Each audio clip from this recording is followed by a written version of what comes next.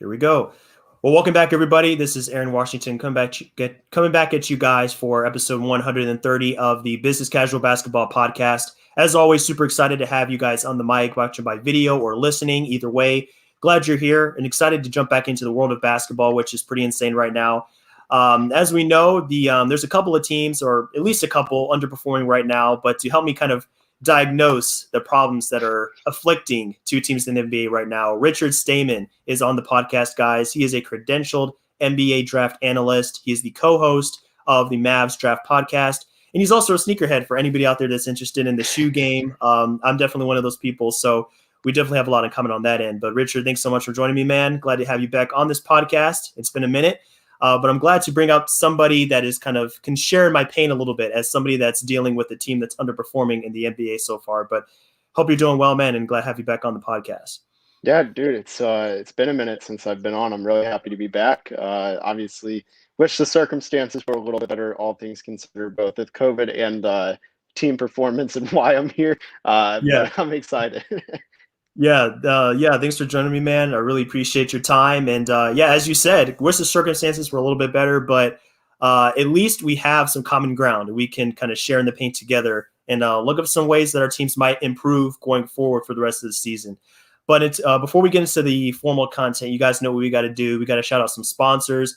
And the first one I actually am really excited about because teespring.com has some great apparel that the Unwrapped Sports Network has kind of put together as a group.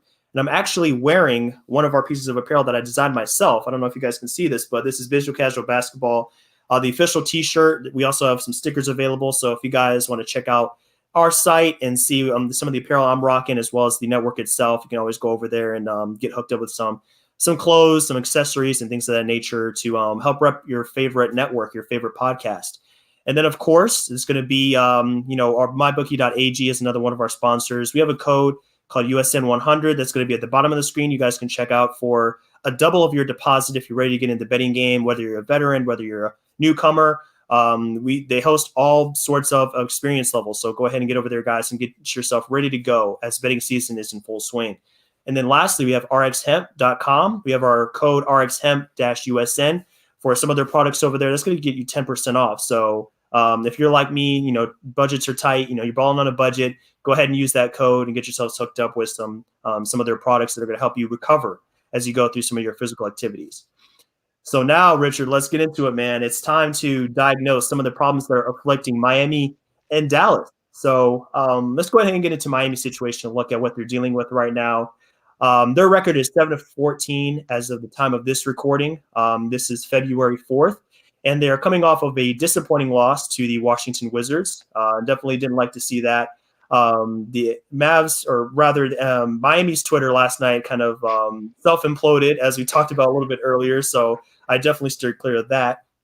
But what stood out to me is just how much time their players have missed so far. I went through their whole roster, added up the amount of games they've missed. And there's only two players in the entire roster that have played all 21 games so far. That's Duncan Robinson and Precious Achiuwa. And everybody else has missed multiple games. That goes to Myers Leonard, who is out for the season. He's only played 3 games. Dragic has missed 5. Heroes missed 7. Harkless has missed 12. Jimmy Butler missed 12. Most of those are because of COVID. Avery Bradley has missed 11. And of course, there's some guys that are out long-term, and then some guys are dealing with some various injuries. Avery Bradley, Dragic, Hero, and Gabe Vincent are all day-to-day as of this recording. So that's what stood out to me first. And, they only ranked 26th in offensive efficiency, 21st in defensive efficiency, and 27th in net rating. So definitely some drop-offs from last season. And I have to say that offense really strikes me more than the defense because they ranked 7th there last year. And it was really elite for them. They were, almost unstoppable at times last season due to the shooting and everything else. So not sure how much of the heat you've seen so far, Richard, this season, but just from some of those numbers I pointed out and maybe some numbers that you've seen, is anything really strike you as something that's surprising or just really out of the blue here when it comes to Miami's performance so far? Yeah, I mean, we're hearing the same thing when we talk about Dallas, but I mean, the 3-point shooting, it feels like it's been really hit or miss. I mean, Kelly Olynyk is taking 6 threes a game and is hitting way below league average. I think last night he went 2 of 9. And that was a huge you can't afford that when one of your best shooters is just not shooting. Mhm. That I think is the biggest thing. I really do think that 3-point shooting it's a league where it's a make or miss league. Obviously, it's cliche, but Mhm. when you live and die by the three as much as the modern NBA is, that's the area you have to improve in. And while Duncan Robinson is still like 41%, something like that, if I'm not mistaken, it's hard when you don't have it all clicking. It really is, man. And to point out that 3-point shooting that you highlighted here, they're only 35% on threes so far this season, which, sounds okay. But compared to last season, I mean, that's almost a 3% drop from where they finished last season. So that puts them far below where they were last season. They were one of the best teams. I think they were just below Utah for team 3-point percentage. So that drops them from elite down to, I think, maybe like average, maybe even below average. So definitely didn't see that coming, because you look at the roster and you see 3-point threats from all over the floor. Tyler Hero, Duncan Robinson, Dragic has been a good 3-point shooter for many years now. Kelly Olynyk has kind of sold himself as a stretch big. Same for Myers Leonard. And those pieces haven't really come together. I think that Maurice Harkless is another source of one of the sources of the struggles there. I mean, he was marketed as a 3-and-D player coming in. That's what Miami was looking for when they signed him in free agency. And that hasn't materialized yet. He's underperformed on that end. And so have a lot of other pieces. I mean, Tyler Hero specifically, I expected him to come out and, maybe be close to 40%. And those things are quite coming together yet. So that's, it's not going to get you far in the NBA when you can't shoot, no matter how good you are in other areas of the floor. That's just how much of an emphasis it is now in today's game. So disappointing to say the least. Yeah, and I mean, like you said, Tyler Hero was a guy that I think everybody who watched any minute of playoffs bubble expected to be a lot better than he is now, which is crazy because he's still averaging 17 and 4. Yeah, So like he's true. doing really well. It's just the efficiency just isn't there from three, which I feel like the second he starts getting hot, which he's gonna overcompensate for the numbers they'll average out. Like he's gonna have a really hot stretch where I'd imagine he gets some 30 pieces in there, gets some high 3-point volume games. And I think that's where you're going to see Miami kind of turn the corner. I really do think like him. I mean, it's simple to say, but the 3-point shooting is going to be what turns the team around. Like, I think if Hero gets going and he gets hot from three, you're going to see a winning streak from Miami. Like, do you think that's fair to say? Absolutely. It's, it seems kind of like a simple diagnosis, but that's when it comes down to a lot of times. I mean, I want to use the Milwaukee Heat game as an example from way back. I think it was in the first 2 weeks of the season. One of those games they lost by 40. And a big reason for that was Milwaukee could not miss. TNT Yeah. game, nationally televised game. I mean, oh my, I don't know how many times I've seen a 3-point performance like that. Maybe never. Like, because I think they made 29. I want to say they set an NBA record Yeah, it was for the NBA record. Yep. yeah. So I mean, like that just goes to show you, like if your shooting is on point, like you really have players that are not just shooters by the reputation, but the numbers back that up, then it changes your whole offensive outlook. And we're going to get into Dallas's situation. I mean, they're suffering from a similar problem right now, but it really is going to drag down your offense when you can't generate good looks from that end of the floor. Another area that stood out to me, honestly, is the offensive rebounding. And again, this is something that Dallas is struggling with.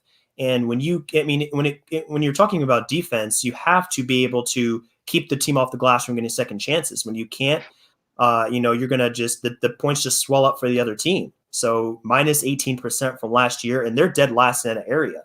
And also dead last in turnover percentage. So, I mean, if you're ranking last in Wow. significant statistics like that, geez, you're in bad shape.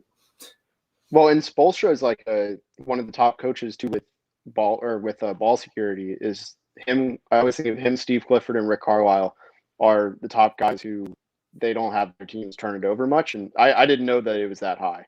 I had no clue that Miami was turning it over that much. And a lot of what you said, you're going to hear a lot of repeating stuff because everything you said before the turnovers, like excluding that, was very similar to Dallas. So I know that exact vote.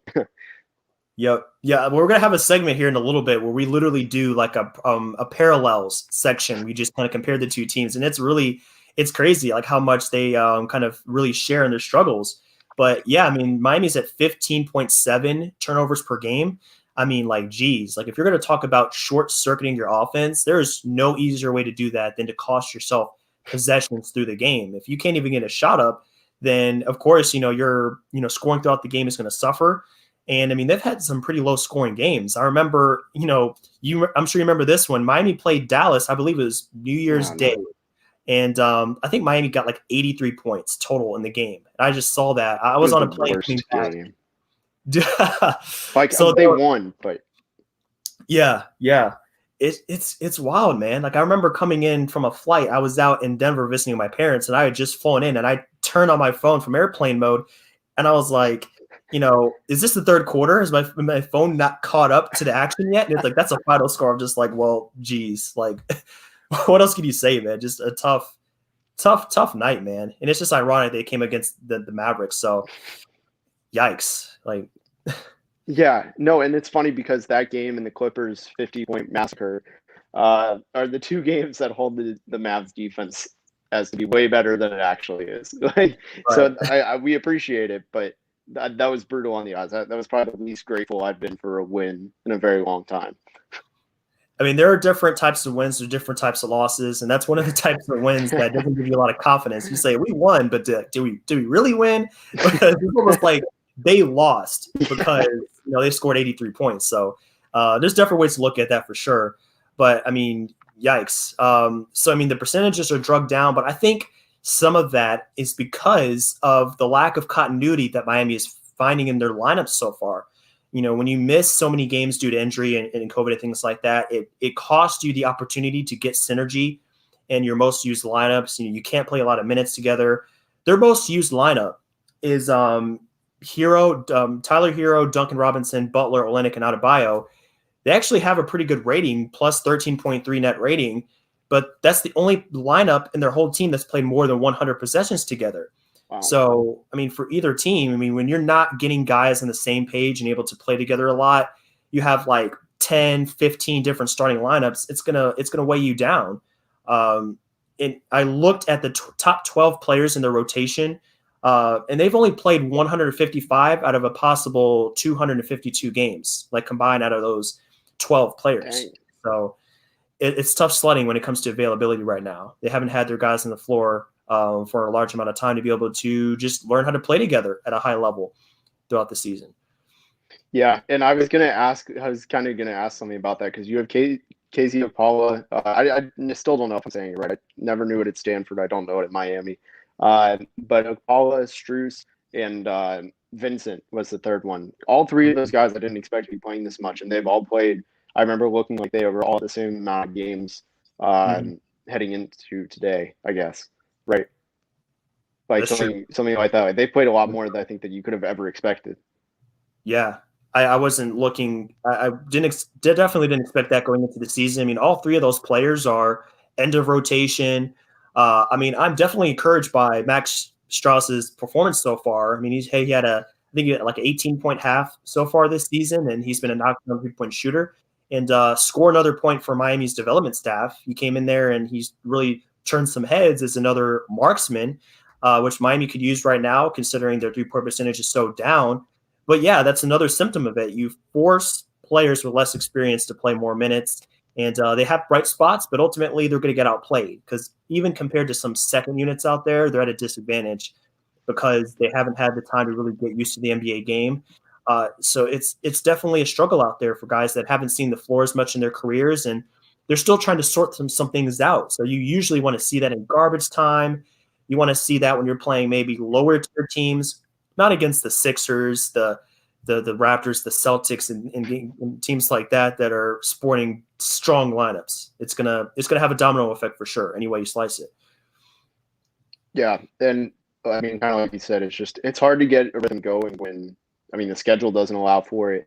I mean, yeah, it's a relentless circle that it just doesn't stop.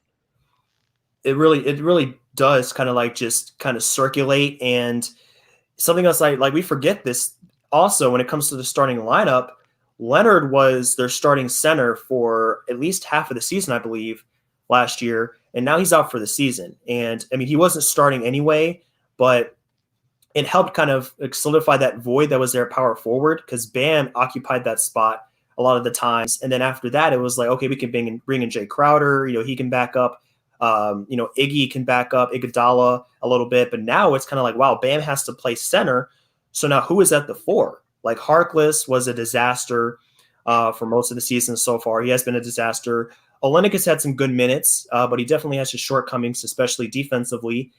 Precious Achiuwa has had some good minutes, but I think Miami is hesitant to play those two together. That's a lack of shooting, and they can be exposed a little bit on that end. So, yeah, I mean, it's just any way you slice it. Like lineups are just kind of janky right now, for lack of a better term. It affects continuity, it affects scoring defense. Any way you look at it, the rebounding suffers because they're undersized.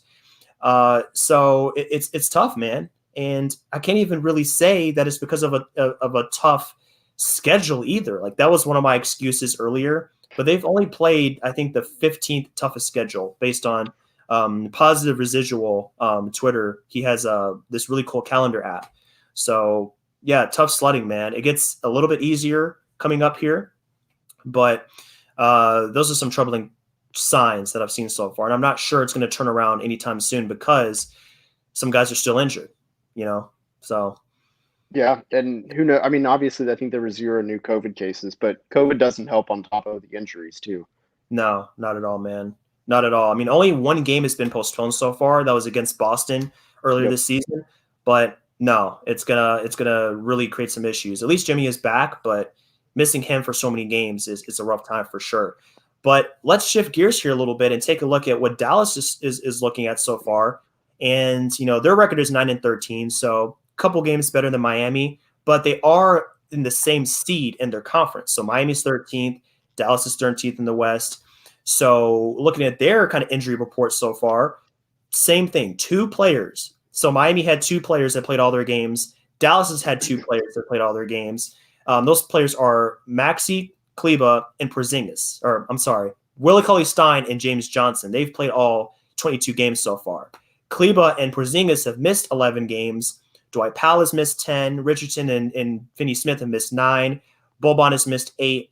But on the bright side for you guys, you have no injuries. Everybody's back. Everybody's whole, ready to go. So you rank a little bit better than Miami in the major stats. So 19th in offensive defensive efficiency, 20th net rating. So not as bad so far, but you guys are healthy. So when it comes to the outlook and maybe how you might perform going forward, I think you guys are in a little bit better shape than us. Just got to put that out there. It's tough when 20th in net rating is the better shape. It's not the most positive thing. Not great for you. It's all relative. Yeah, definitely. No, I mean, it's hard because there's no way to build chemistry with very few practices, short off season, high turnover. COVID got the team. I mean, I think it was the beginning of this month is when it all hit. Or I'm sorry, it's not January anymore. Beginning of last month is when it all hit. Yeah. Like right after the Miami game. And this is probably the first week they've really been clicking. And they're 1-1, but they play again tonight, and it's hard. Like you said, with Porzingis and Maxey being your 2 guys who have missed the most games, and those are probably the 2 most important defenders on the team. It's tough. It's tough. Mm-hmm. Absolutely, man. And, there's a steep drop in offense for this team as well. So Miami dropped off from 7th to 26th. The Mavericks went from number 1 at 116.7 down to 19th at 110.2. So not terrible, but, missing Porzingis and some of those other guys is going to have a huge effect on that end. And interestingly enough, the defense hasn't really improved. I know that's, an area where you guys definitely look to upgrade in the offseason. So I think a big part of that is because, Josh Richardson has missed a fair amount of games, and, Porzingis has missed a fair amount of games. So those are 2 big defensive pieces. So that's still a work in progress. I have full faith that Dallas is going to get that area together, as well as their offense. But here's a parallel. One of the parallels from the Heat, the Mavericks are actually last in 3-point percentage. This kind of shocked me. I really didn't know it was that bad, but they're down 4% from last year, looking at that percentage. So you feel like it's maybe Luka's struggle from 3 so far that has them down? Is it like a combination of all their players? Like, where do you think that stems from? Yeah, I've got a few takes. I mean, first of all, I think the chemistry, number 1, I think that at least plays a little bit into it. My stronger take, though, is that the Mavs offense drastically changed. Last year it was more motion offense, and this has always been a Rick Carlisle thing. It's, motion, free flowing, best shot is the shot they take. They don't really force a shot. But this year they adapted more of a Rockets James Harden style, and it was kind of Luka dribble, dribble, dribble, pass it to the corner. And it was a lot more predictable that way. Teams knew they could trap Luka and could kind of get away with it. There's been a few games where teams have just messed up and not done the defenses right, but for the most part, they've kind of begged the Mavs to pass to the corner from Luka, because especially with the 3-point percentage just being so low, and it's just kind of a circle from that. And I do think that it's just because they've gone to ISO heavy Luka. They know that his best strength is getting to the rim, so they kind of want to play to that strength. But almost by doing so, they've gone backwards. I think that's a huge part of it. They've really tried copying Houston almost for a decade now since they won the title. And this is just another step they're trying to make what Houston tried to do work.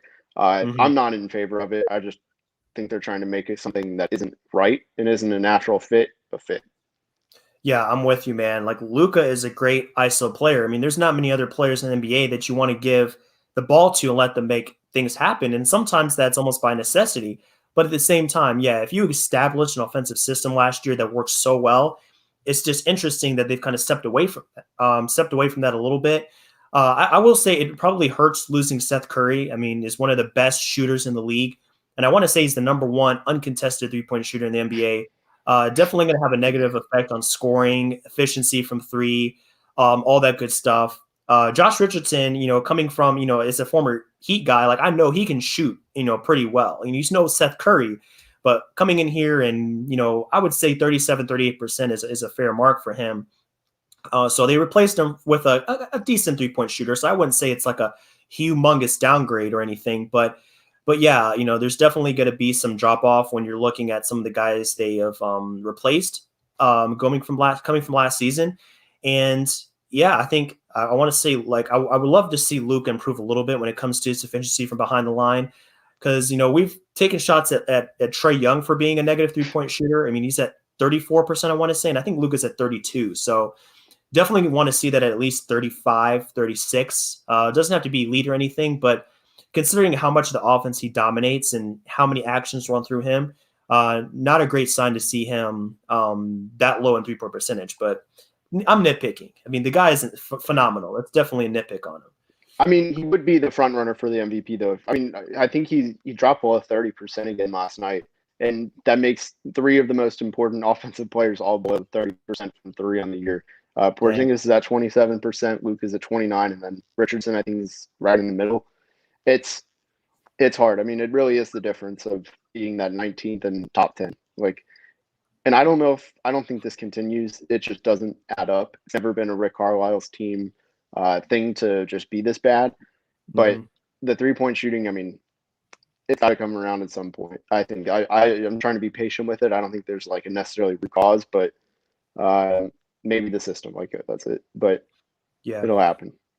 I believe it too. I mean, 3-point percentage is something that's very it comes and goes through the NBA. It's almost like a random thing. Like, even when it comes to 3-point defense, you're going to see teams be hot. You're going to see teams be cold. And I think Dallas is going through a cold streak. So those guys are going to level back up, regress up to the mean, I believe, going forward.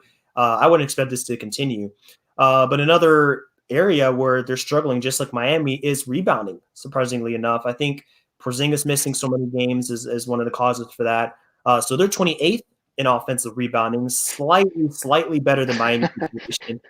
But, they're almost down 20% from last season, just looking at like the percentage of their offensive rebounding. So definitely troubling, but I think it's Porzingis missing time, right? It's Kleba missing time. It's Dwight Powell missing time. So they've had to go deeper in their bench to try to get some of that rebounding back. You had to play more James Johnson. Cauley Stein has never struck me as a really great rebounder. He's good in theory, but, not elite or anything. So that's probably one of the big reasons for that, just because they're big men and miss so many minutes. And I think that's going to trend upward as well going forward, now that they're all whole and, everybody that's available, that's one of their main rebounders, are going to be there to kind of lighten the load on that end. So should be all right in that area, I think. Yeah, I have some reservations. I do think they need to get a good rebounder at some one way or another this season. Like before the season trade deadline, I do think that teams are kind of more aggressive on offensive rebounding because they know Willie Cauley-Stein and Kristaps Porzingis are not the strongest of big men, and that they can just kind of, if you have like a DeAndre Ayton, he's going to kill you on the boards. I mean, we saw it the other night. The last two of the last 3 games, DeAndre Ayton killed the Mavs, and I think that's just kind of a game plan. They know go after their skinny. I've never seen either of those guys ever grab a rebound over 2 defenders unless it's guards. I do think there is legitimate concern for rebounding, and also a lot of them are just long rebounds, and I don't know if that's unlucky. I feel like that is, but when Luka is your best rebounder, it's going to be a little bit difficult. I'm not a big fan of that. Yeah, not a great sign. Like Luka is a strong rebounder. Got to give him credit there, but you don't want him out rebounding your bigs. That's literally what they're paid to do. It's dangerous. Yep. They're getting paid to go out there and make things happen on the board. So I'm totally with you, man. It's not so much as they don't have big men. Like they definitely have big men that can, make it happen down there. But maybe they just need some more guys that are more sturdy, like you said, stronger on the boards, more willing to kind of get dirty down there. But looking at the games that Dallas has missed and their top 12 players, I did the same thing for Miami. So I think Miami was like 150, 155 out of 252. So for Dallas, it's definitely a better situation. 200 out of 264 games played by their top 12 players. So guys are back whole, and I don't think the effect has been as drastic, but things are definitely looking up for Dallas. And both of those areas that we kind of addressed, like they should see at least moderate increases. Just looking at their history, looking at the personnel, the system, and things like that. There's definitely a good amount of optimism to be had when looking at their situations. So why don't we go ahead and look at some parallels here now? It's like some areas where the teams are very similar. So already pointed out that both teams are 13th in their conference as far as, where they stand in the seeding as of today. Both teams have only missed 1 game due to a postponement. So not a huge area of concern for them there. Both teams have just dealt with shifting lineups. So lineups that are continuously moving from game to game. That's definitely no question there. And then both teams are suffering from 3-point drops from last season and offensive rebounding drops. And then here's the last part that we need to talk about here for a second. Neither team has their first round pick this year. So there's no incentive to tank, no incentive to do badly. Got to go all out and make the playoffs. So your guys' pick belongs to New York as a part of, I believe it's the Porzingis trade for a couple of years ago. Our pick belongs to OKC / I believe it's Houston. So I think it's like one of the weird protections where it's like this team gets the better of or the second best of or something like that. So basically they're both gone. So we have some incentive to do well this season. So just wanted to put that out there. There's no reason to be out of the playoffs. Missing the playoffs would be catastrophic for either franchise because both are proud franchises, had a lot of history of success. So got to put the foot forward and make a turnaround because it's only 72 games this season. So better now than to wait any longer for a bounce back like that. Yeah, I didn't know. I'm ashamed of myself not being Mavs draft, not knowing Miami's pick was out this year. That is very difficult, and unfortunately, I'm sure you've seen this too. There's a lot of fans that want the Mavs to tank. Interesting. Unless they want the 31st pick, I don't. Because the Mavs have their second round pick. I don't know if Miami has theirs, but I don't think so. Oh, I don't man. think that either. Oh man, I'm gonna be completely irrelevant for Heat Twitter and come the draft. Yeah, there's not much to say on our end for sure. Not much content there. Yeah. So I just wanted to put that out there, man, because it's just like, some fans, there's always a subsection of fans on whatever Twitter for whatever team that say like, all right, throw in the towel. Just go, just tank. It's what happened with the Heat back in, I want to say it was like 2017 where they had the started 11-30 and the season was going downhill. Everybody was like, just give it up. Let's get a high pick, pack it in. They always say that. It's like, why owe ye of little faith, man? Like just, have a little more faith in your team. Like if you're a fan of that team, like just believe they'll turn it around. We're 1/4 of the way through 1/3. I mean, there's still basketball to be played. But yeah, I mean, there's no reason for either team to do badly this season. There's even if they did have their picks. I mean, like neither team is a fan of tanking. Like Carlisle, Spo, they will tell you, both will tell you in a press conference, we are not, that is not our philosophy. Both coaches are very proud. They've had a lot of success. Both have championships. It's like, we don't know what that word means. Tanking, that's not our vocabulary. It's can't happen. It's funny. It's funny to me that like I don't know if it's a two-way street or it might just be one way. But I know Dallas fans hate Miami, but like they're so similar. Like the more we've talked about, like this entire section has just kind of opened my eyes. They're literally the same thing right now. It's just Heat West, Mavs East, like one way or another. Exactly. Exactly. We're in the same situation, we're in the same boat. And actually, that didn't even occur to me that Mavs fans are not a fans of Heat fans. Because last time I checked, I think you guys handed us the L in the finals. So, I mean, I don't know where that comes from, but It's one man and one man only that that caused it. I mean personally, I'm still bitter about 2006. I will always admit it. I don't care. Like if I'm wrong, I'm bitter. Like hey, it's how it goes, man. Like I feel the same way about 2011. Like I wasn't even a fan of '06, so I can't speak on that. But yeah, 11 was a rough experience. Like I have to say that for sure. Absolutely, man. But let's look at the future outlook for both teams because there's a lot of basketball to be played. We're only at 21 games for the Heat, 22 games for the Mavericks. There's still time to turn this thing around, and the playoffs aren't that far out of reach. Only a few games for each team out of the eighth seed. And then, of course, this season features the play-in tournament. So if you can get to 10, you have a chance. Absolutely. So going forward, luckily the Mavericks have the third easiest schedule remaining, according to that calendar app that Positive Residual put out. And the Heat have the 10th hardest schedule remaining. So the Heat are up there when it comes to their competition coming up for the last 2/3 of the season. The Mavericks have already dealt with a very tough schedule. Fun fact, according to that app, the Mavericks have dealt with the hardest schedule in the NBA to this point. And that factors in a few things. I think it's like travel, back-to-backs, rest disadvantages and advantages and things like that. So it's not just the teams they play, but it's like the circumstances surrounding those games they've played so far. Mavericks are healthy. That's definitely a positive for you guys. Heat are not quite healthy yet. So that's definitely, want to point that out. But the Mavericks are coming off a nice win against Atlanta.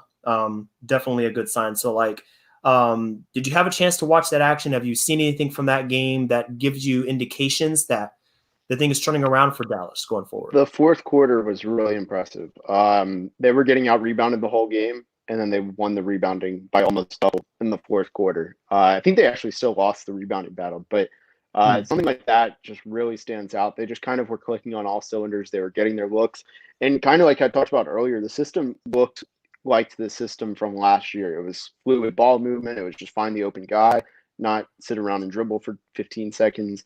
There was a lot to like about that game, and the defense just overall, I thought was impressive, all things considered, especially because they were going against Trae Young and John Collins, who probably one of the best pick and roll duos.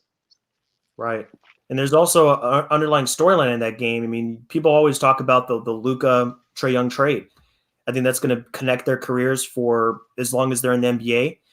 We're always going to talk about who won that trade, and that's up to debate. You can look at it from different ways, but I'm sure there's a little bit extra incentive for Dallas, or maybe even just their fans, just to win that game, just because of the parallels, the connection that exists between those two players. But pretty good win, because this isn't the Atlanta team of the 2 and 3 years ago. This is Atlanta that is rejuvenated, reloaded.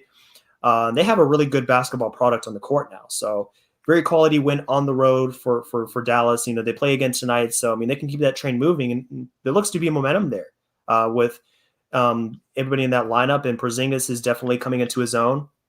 I love to see that, because Porzingis is on my fantasy team, and he was out for the first 11 games of the season. So I'm so glad he's doing well, and I'm so glad he's healthy. I just want to see him play a solid amount of games this year. I hope he doesn't miss too many more, because the future of Mavericks basketball is a huge part of Porzingis going forward. His health, it means a lot. Dallas's ceiling drops a lot if he's not in the lineup. So another good sign, a great sign for Dallas going forward. Not just this season, but for future seasons. Yeah, and that's a lot of fans are upset that he hadn't played many back-to-backs. He's actually playing his first back-to-back tonight against Golden State. Solid. And which is huge. And kind of to go into the schedule, they have a 3 games in 4 nights kind of situation coming up. I think it's their very last one or second to last one. They've had 3 of them already in the last like 3 weeks. Jeez. And I know Miami has, I think, 2 coming up. Like kind of just going off the schedule. That's the key stuff. Dallas has been just kicked around. I've never seen so many 3 games in 4 nights in such little time. And I was looking at the schedule, and I think Miami only has 1, but I could be wrong. And I think it actually might be like next week, 2 weeks from now, something like that. Probably. I think so, because Miami is going to embark on a road trip here coming up soon. Yep. They have some easy games against Detroit coming up, or not Detroit, New York, and then Washington is tonight or tomorrow. So easy games there, and then the road trip. I think it's like the Clippers. The Suns are probably in there, the Warriors. So it's definitely going to get a little more challenging. But for Dallas, I think that's one of the main reasons why their schedule rating was so high in terms of difficulty, is because all those 3 games in 4 nights and the back-to-backs and things like that. Like, even if you're playing relatively weak competition, those things in the schedule, those factors are just going to make it that much harder, because you're dealing with a lack of rest and things like that. And that matters a lot in the NBA. So that's definitely interesting. And, I'm glad that you pointed that out, because that makes a big difference as well. For Miami's perspective, looking at the future, like, I'm not quite sure where they go from here. I mean, I think they hit bottom last night. Washington didn't even have Russell Westbrook. Yep. Washington has just been a dismal team so far. They only had, I believe it was 4 wins before last night's win. So, I mean, not a great sign. Still dealing with a few injuries, even though the core players, I think, are back and ready to go. So we're going to have to see how things kind of progress with guys to their day-to-day. And then, of course, like, going forward from this season, like, I'm really interested to see how this works out, because Miami is always in the news when it comes to trade possibilities and things like that. And that's actually where I want to end this conversation, because, I think both of our teams have actually been in the news for trade rumors. It's like, is Miami going to make a move for Oladipo? Are they going to make a move for Bradley Beal? And similar for Dallas, although I think Dallas's situation is a little more challenging when it comes to possibly making a move. I think you guys are dealing with a little bit more, you're a little more restricted when it comes to, I think, cap room, like next summer and things like that.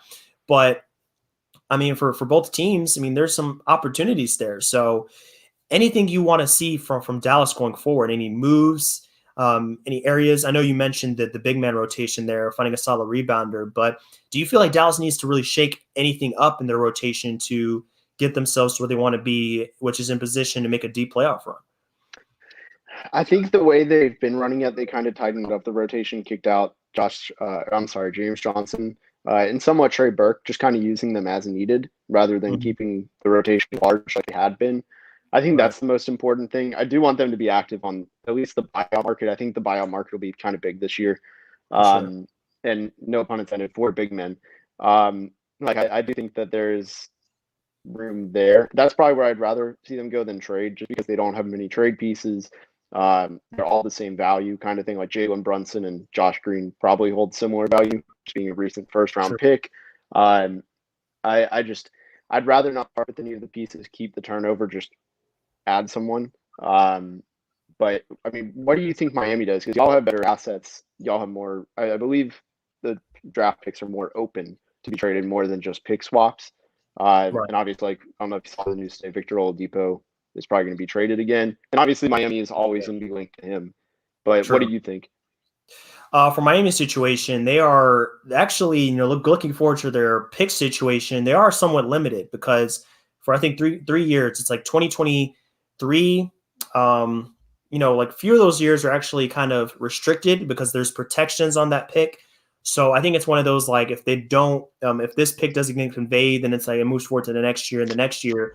So it actually restricts them as far as, like, who they want to trade and who they can trade. So obviously this pick is gone for 21. They have the 22nd pick, the 22 pick, but 23, 24, and 25 are protected in some way. And then if it doesn't convey by 25, then 26 is unprotected, and those are going to OKC. So due to that, it limits Miami's opportunities to trade, because, as you know, you can't trade picks in consecutive drafts. So I think what Miami would have to do in order to trade more picks is to have some of those protections removed or modified. So then you would there wouldn't be the possibility of offering 2 straight picks in back-to-back years. So, with that being said, I mean, they definitely still have some picks to offer. I mean, they have a second-round pick for next year. They have a second-round pick at 24 and then 27. But even their second-round picks, like they don't have any in 23, 5, or 6. So it's a little bit dry on that end. But, I mean, Tyler Hero and Duncan Robinson are 2 prime assets that almost any team would want in a trade. Yep. So they could be offered up. Like I would love to see Beal on the Heat, but I think Beal himself is going to make that an impossibility because he has said he wants to remain in Washington. And then looking at Oladipo, I think I would love to see Oladipo on Miami. Great 2-way wing. That's kind of like something they've lacked so far. I mean, Iguodala isn't quite that player anymore. And, he's one of my favorite players. And he made a great comeback. He looks a lot better this season. So I would love to see Oladipo in Miami. But if that's not possible, at least make an upgrade in the big man department. Find a solid 4 that can come in there and just be solid. So maybe a PJ Tucker would fit the bill. If offer a couple second-round picks to make that happen. He's older, but he's a 3-and-D player. He's tough. He can handle some of the post assignments. He's money from the corners, so the spacing would still be intact. And the Heat culture, which is, of course, something that we always try to keep in mind when we're looking at prospects. Is like, do they fit the culture? Yep. You got to have that grit about you. So those are some of the players I'm looking at going forward. And hopefully they shake something up because unlike Dallas, I think Miami is in a position where they almost have to do something because the pieces haven't come together and there are gaps in the roster when it comes to the rotation. So we're going to see how it goes, man. But fingers crossed for this whole thing. And I'm glad there's still at least some time to turn this around, but it's running out fast, man. It really is.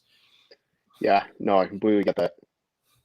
So we'll see how it goes, man, and we will keep tabs on each team. And, we're linked in several ways. And then hopefully we've gone down together. We can go back up together. That's kind of what I'm looking for going forward. But anyways, man, I want to thank you again for joining me on this podcast, Richard. Always a great time, man. Always great to talk with you on Twitter and bounce some thoughts about what's going on in the NBA world. Best of luck on the Mavs podcast and, your draft analysis and all that good stuff. Why don't you let the listeners or viewers know where they can find you on Twitter if they want to get connected with you? Yeah, at Mavs Draft, pretty simple.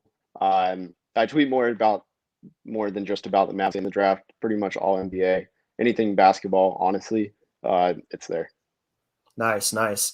Well, go ahead and make sure to follow him, guys. He has some great content on Twitter. Always fun to interact with. Has a lot of great takes. As for Business Casual Basketball, you can follow us on Twitter and Instagram. That's going to be BC Basketball 2, both of those social networks. bcbasketball.info is our website. New blog post going up almost on a weekly basis now. We have a brand new piece about Bradley Beal, ironically enough. Some landing spots potentially if he wants to go ahead and get traded, which I really hope he does at some point. So be sure to check that out. It's over on our site along with some other blog posts and some other resources. But until next time, guys, hope you enjoy the rest of your day. Enjoy this NBA season.